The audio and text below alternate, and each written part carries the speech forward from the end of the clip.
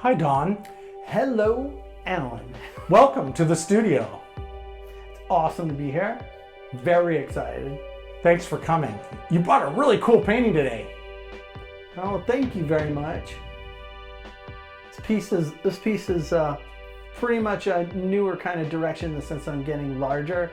And the last couple pieces I had done before this were pretty much done on like cigar boxes, and had someone ask me to do some larger work, and boom, tried to dive into it. Super fun, actually living inside the piece. That's something that's fairly new, is kind of living inside the work.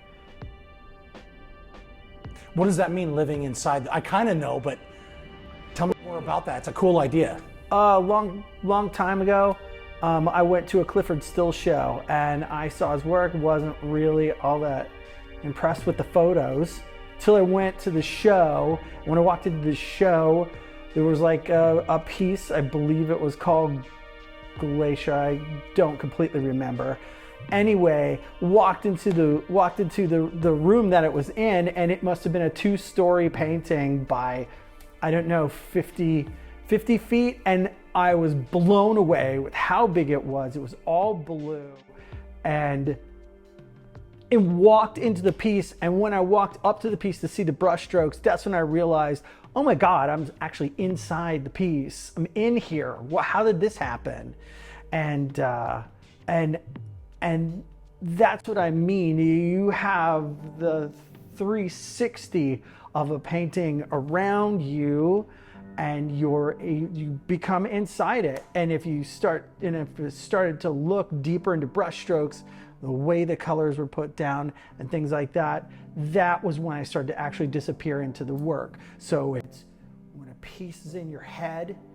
I don't know about you, I don't know about many other people who paint, but when it's a 360 event for me. But the way I see things is sort of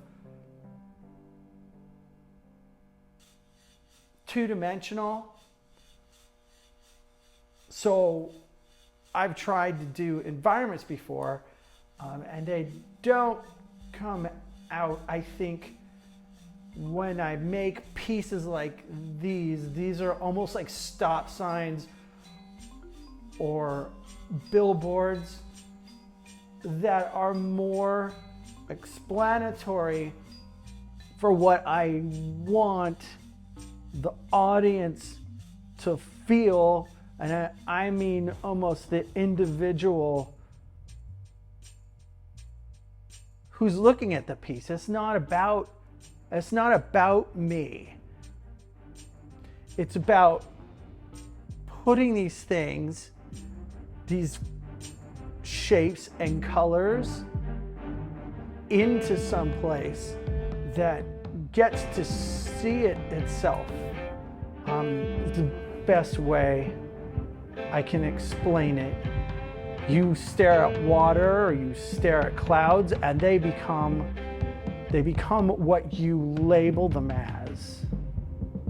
And so the biggest and most important thing for the audience is for them to dive into the pieces for themselves. And this is the reason why sometimes I paint sideways. I paint it so that a piece will look sideways, a piece will look vertical. And it's not about me, it's more about the sense it makes for the other person. But for me, it's a journey into this place that I find things that I didn't necessarily paint. So yeah, I put down these marks, and I scrub them out with sandpaper, or I splash it with all kinds of turpentine, smash it out, polish it down. Anything goes when I'm painting in that sense. A lot of times I'll scribble, but really for me what it is finding something that I did not necessarily paint, that I found there. It's kind of like a scavenger hunt in that way. There are areas that I'll build out.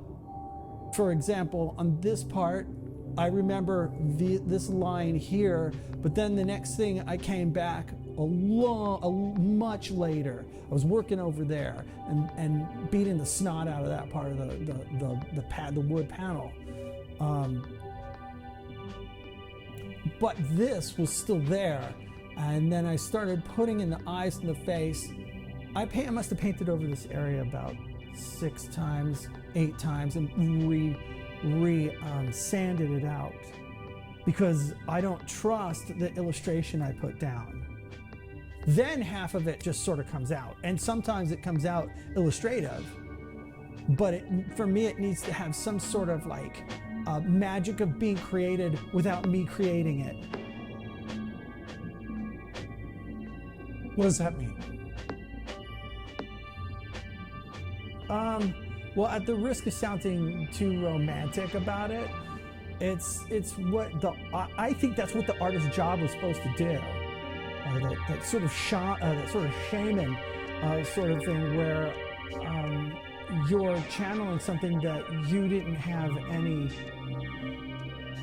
You were never thinking about it. So you ran. Let's say you stopped at a stop sign, right? And you. Let me think of a better way to explain that. You're shepherding them to an experience? Is that? Yes, or you're absolutely. facilitating them to experience their own perception? Both. And sometimes, and that the deliberate marks are the shepherding. So in this case, the deliberate marks of the right proper distance for the eyes, the proper distance for the nose and the mouth, and then the shading that goes along with it, right? Okay, well, so this is a face, but is this piece about the face? Or even the binary. I use binary a lot because I'm trying to shepherd somebody to that technological feeling of we aren't any longer this animal. We're this kind of technological thing that we are almost addicted to. I don't know why, maybe that's just what evolution is, but the electricity is a perfect example of us not really realizing how technological we are, and how, I'm not gonna even say addicted, because we aren't addicted to it anymore. Without the power grid now, we're nothing. And to me, the biggest sign of evolution are power stations. Just seeing what do they call them? Substations, where it goes onto the power grid. And you know, that to me was the biggest evolution of what we are, but we don't realize it. We don't look at it. We don't look at it like we don't look at your heart, right? You don't really sit here and think about your heart beating. And in the same way, I think that the further on we go, outlets are so ubiquitous, switches are so ubiquitous that we don't even think about it, and you're almost like, well, this is a dark room, where's there a switch? Well, what makes you think there'd be a switch that would work anyway? It was never there before.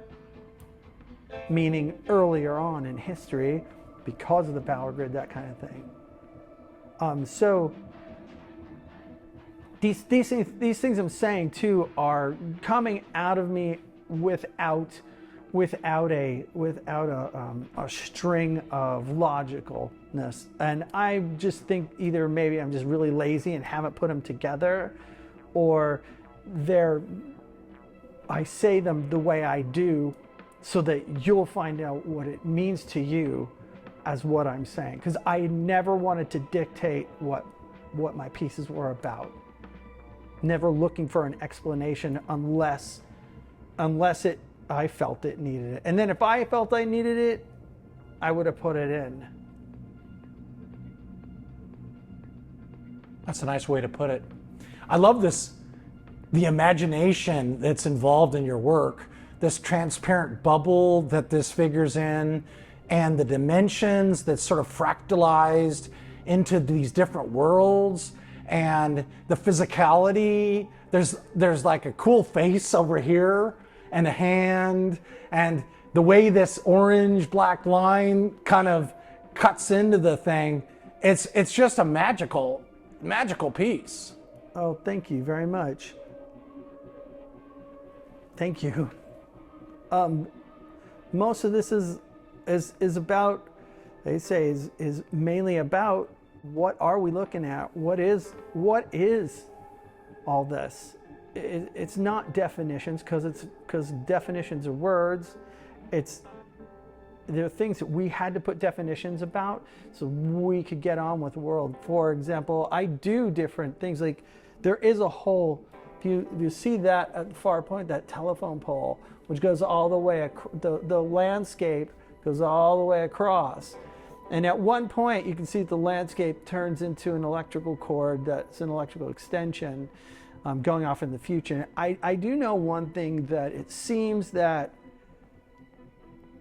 I almost work in a timeline, and it's come to me, it's like slowly come to me that that's where I go with it, is that it's there over the beginning is either the past or the now, and this is what has happened as it's gone along into a future. So at this point of the painting, usually when you get to the right side, it's very Western to go from left to right.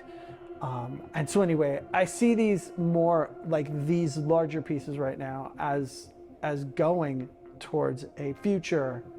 You can even see the an arrow that's pointing us to the future, and you can see, so there's one telephone pole, and now you've got 6 powered towers. What are those called? They're called Telephone poles? No, the bigger ones. The big electrical grid towers? The electrical grid towers. I think they're called like power. Anyway, cheers. I like the idea of, I've been fascinated with all these electrical, the power lines, and sometimes you see old apartment buildings where it's just a gaggle mess of lines and mismatched and everything. Those little corners. And at some point in the future, they're going to clean all that up. And it's going to be all underground, right? Which is going to be great for us. But the kids won't know. Like you were saying, I like that idea of like, they won't know how they get power and where it comes from. That's what I'm trying to do. I'm trying to just like all the paintings from the 1600s, about like bubonic plagues and stuff like that, right? This, I feel like it's partially my job to explain what was going on without photos, because photos don't do this, right? They don't do this. They don't do the abstraction and the feel of what it was. And so I try and grab that too. I mean, I'm only this like nerve that was thrown into this situation of being alive.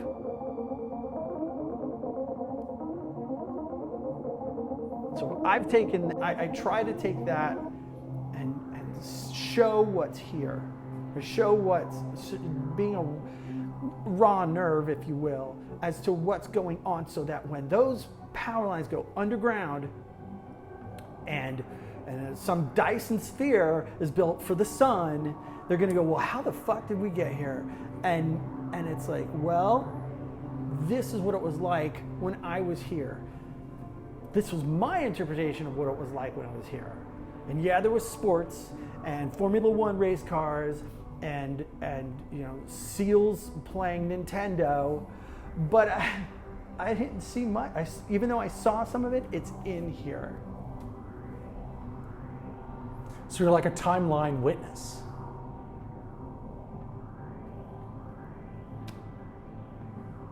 That's really cool. So what kind of paints do you use? It looks, I would say that there's a little bit of acrylic and maybe mostly oil. Is that what would be right? This is all oil.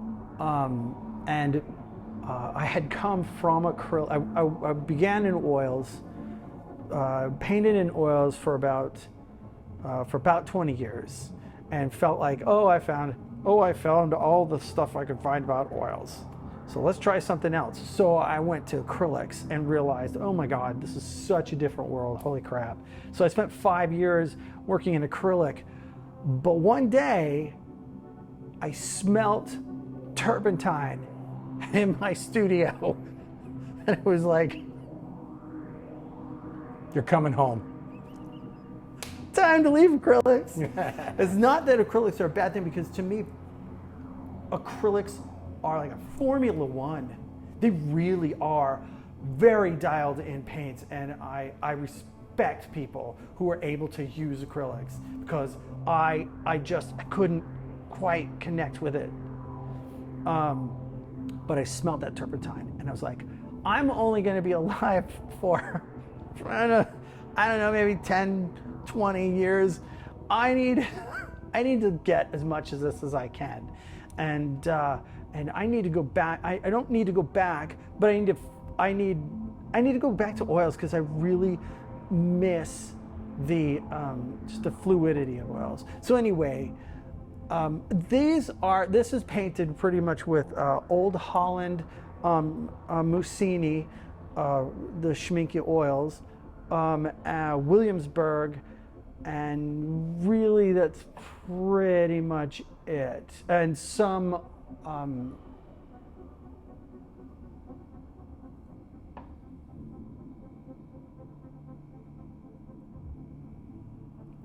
anyway, there's another brand, can't think of it right now, but anyway. So, and these are all painted mainly with a number 1 brush, a number 1, almost like a pencil. It's almost about the same size as a pencil. I mix turpentine with sun-thickened linseed oil, Venetian turpentine, and lots of, and then from there, that's the main varnish I use, or paint medium I use. Oh, and cold pressed linseed oil, and I use that, and then I dilute it. And I've been starting to paint almost with very little of it, and almost a lot of scumbling. In this piece, and the reason why, well, anyway, I sand out the pieces to create, number 1, more texture. Number 2, lines I could never get with any other utensil. So like in here, yeah. Oh, I love that. And it really has a nice spatial compression. Oh, thank you. A lot of that whole textural stuff comes from printmaking, because I got my master's in printmaking and a bachelor's in drawing, and just the scratching on the plates. I don't know if you've ever scratched on like zinc or copper, and it releases a lot of energy. Anyway, though the consistent wiping of intaglios and things like that came across into my work. But the other thing I say, abrading the surface gives the opportunity for the paint that goes on top of that abraded surface a better grab than the Venetian turpentine that's in my painting mix. Really quick, Venetian turpentine is a larch sap that is used to make a stickier, it dries slower and it makes a stickier surface, but doesn't dry completely until like later on. So what it does, it makes it a sticky surface so that when you go back over it with a new coat of paint, it sticks better. It's a better adhesion type of thing. Sun thickened linseed oil, the reason why I use that is because that makes things more shiny. It speeds up the oil process, or the oil drying process, and it after a while it starts to give the painting an older type of look, and it also flattens out the work. It levels the brush strokes so that you can baffle people with, did you brush that, or did you use like a spray can or something? And then I use a lot of graphite. Graphite is that thing that I was saying before, is just the things I can scribble in and get in fast. And for a while I stopped using it, and that was kind of really tough. I don't know why. It seems to be kind of like that go-to thing that I need to have. Nice. A lot of this too is when I'm painting these, they seem to be musical.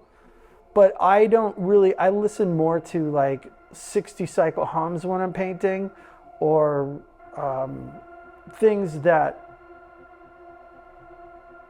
are very consistent, and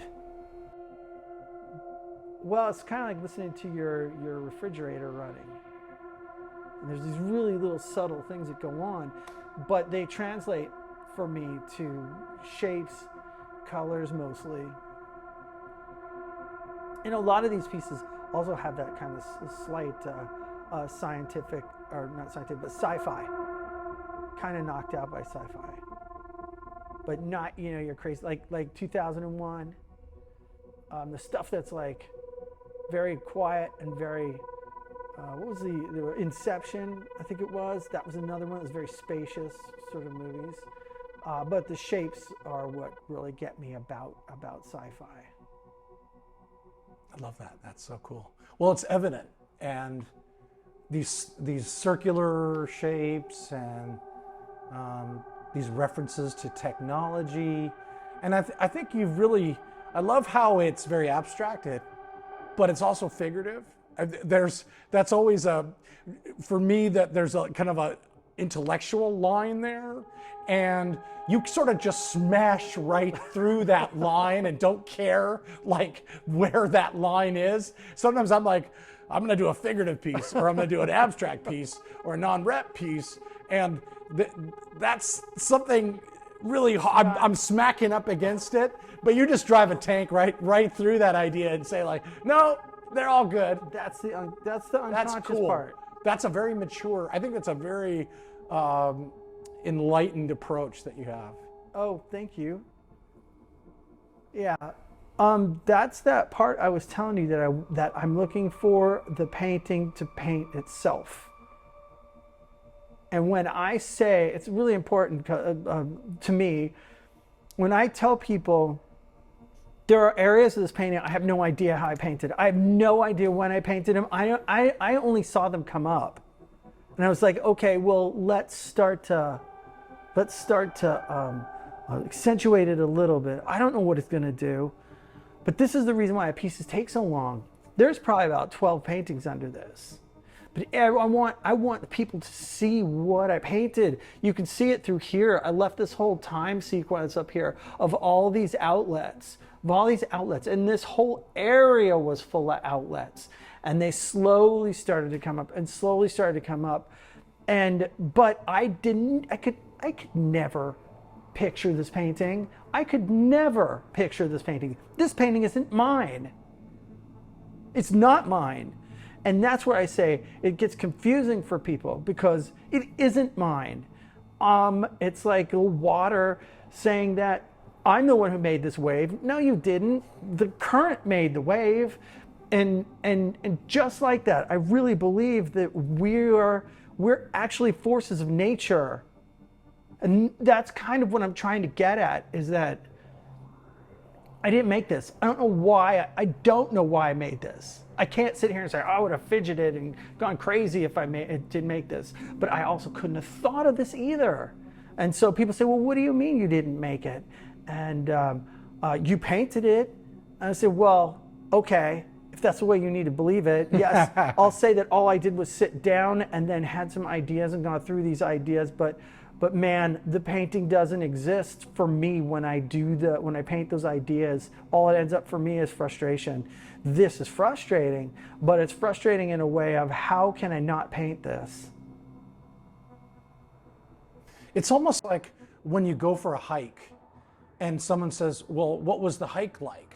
And you go, well, it was great, but you know, there was a lake and there were trees, there was rocks, it's like almost like a journey, like you're going along and you see like a really craggy path, and then there's a clearing, and then there's a congested forest, and then there's a mountain, and then there's the sun. And I mean, it's all these things, like you've gone through these steps, and all the steps contribute to the whole, but it's hard to describe the whole journey to someone, because it was different parts of the journey were different, and you don't remember. Some were like you were thinking about other things and they went by quick, or sometimes you were really into the texture of the moss and the cracks of this ground. and you didn't even realize it. And that's the force of nature I'm talking about. It's the path that you're walking on. That's the force of nature, is the evidence of the force of nature that you put on it, right? It's like the tornado is a force of nature. And I think that that's what I'm not going to say that's what I was here for, because I have no idea why I'm here. I don't. And I don't think anyone does. But I also believe that, like I say, I think it's a force of nature.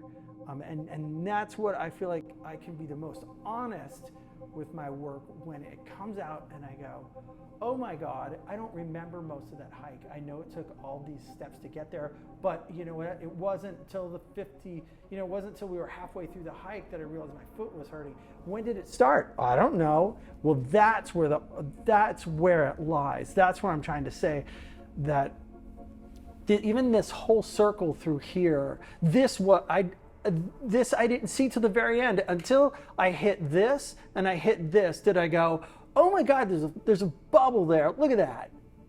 I spent so much time even in this area, and look what I ended up doing.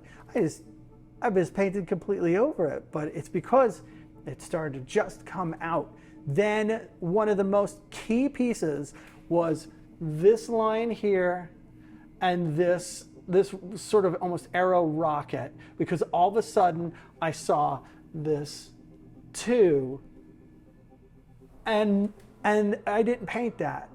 Sure, I painted these because those were ideas, but notice they're not fleshed out because I was like, that's all I want to paint there. So when I say this kind of stuff, that's that place where you were saying I sort of just smash through things. And it's right, because I don't want to get bogged down in trying to render something up. And I think that's probably the one most say one of my Achilles heel for most people is they'll look at it and they'll say, it's not done. He didn't finish an area. What do you mean he didn't finish an area? It came from me and I seem to leave it alone. And it's hard to finish a piece and know you're done, right? You know? I didn't know this piece was done until I came back into my studio and went, holy crap, this is done? And I said, this is done? Because I didn't walk in and go, oh, this is done. I almost like asked the pieces, are you done? And like I said, when I saw that too, I was like, there's the key, it's done. I like that. You have a dialogue. The painting becomes its own entity, and it's talking at you, and it's telling you things. And sometimes you work on things, and it's argumentative, and sometimes it's pure love. Sometimes it's oh yeah. I mean, you know that. I've seen your work. It's like you totally listen to your pieces. You can't paint the way you paint without listening to what's going on. You can't. The way you work is like, again, that force of nature, it comes out. It's the I'm not home when I'm doing this. That's what I get from your work. That's what I liked so much about your work. To me, it's like rust and earth, but it's not earth that's painted, it's earth that is earth. And mineral and toxicity and just the squares have so much power out of them. And I really believe that you can't get that power if you're not talking to the piece. And I think people can see that. And it's important for a piece to look, I mean, for me anyway, like Joel Peter Witkin, I don't know how that guy does his photography. He just is able to do these pieces that are timeless and so brutal, but so brutal that they come alive, and so shocking at sometimes that they come alive. I mean, he was like one of the biggest influences I had when I first started even in art. I saw a piece of his in the San Francisco newspaper, or like San Francisco Chronicle. Oh, Joel Peter Whitman's showing. I look at the photograph of what the fuck is this? And not only was it a shock, but it was elegant. It was elegant brutality. And then when I went to see the show, it took me a week. Again, the risk of sounding really romantic. It took me a week to get myself back into eating on time and things like that. It really did. I was massively blown away. And the only other person that really blew me away like that was Rembrandt, seeing Rembrandt's at the Smithsonian. But that's kind of what I'm trying to go to now, is an elegance in the brutal, a foxiness in the brutal, but something that you look at and you can't understand why it's drawing you in, like watching people smoke.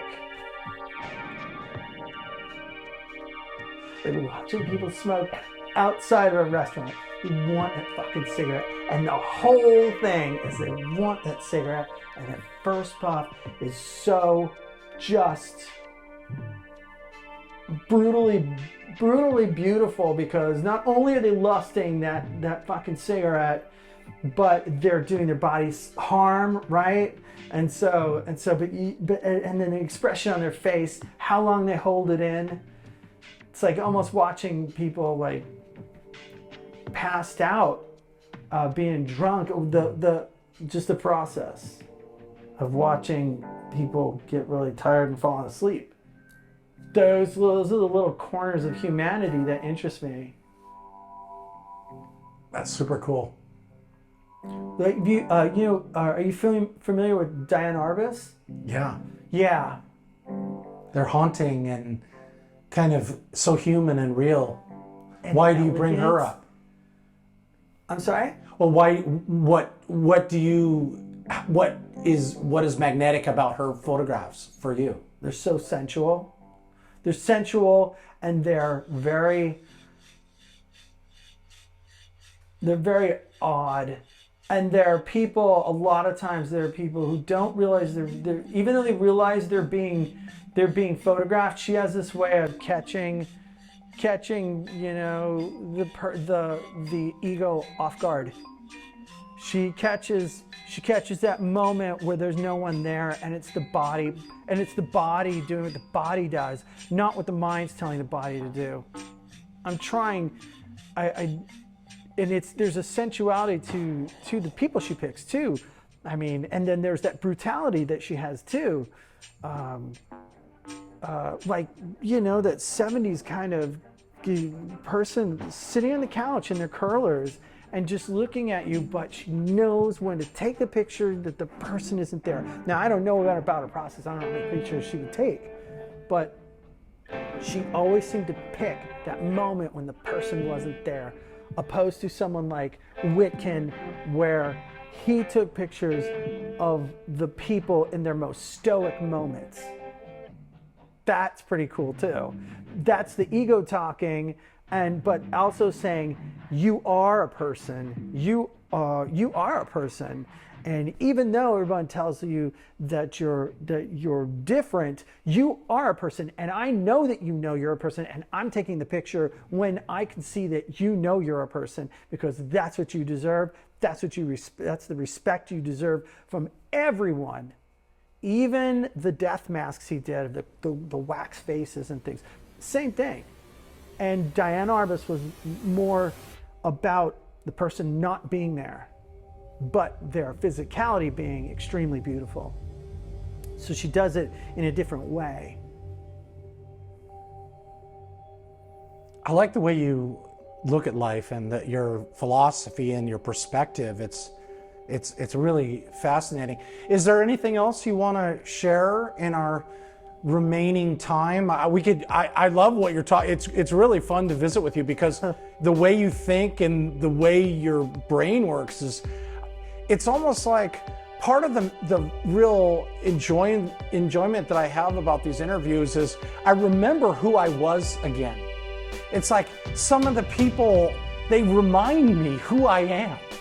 Like you're reminding me who I am sometimes. Sometimes I forget. I get all caught up in so many ideas, and then I'm thinking, wow, he's right. Like that's exactly how I feel. And this evening you have really teleported me to a place where I was before.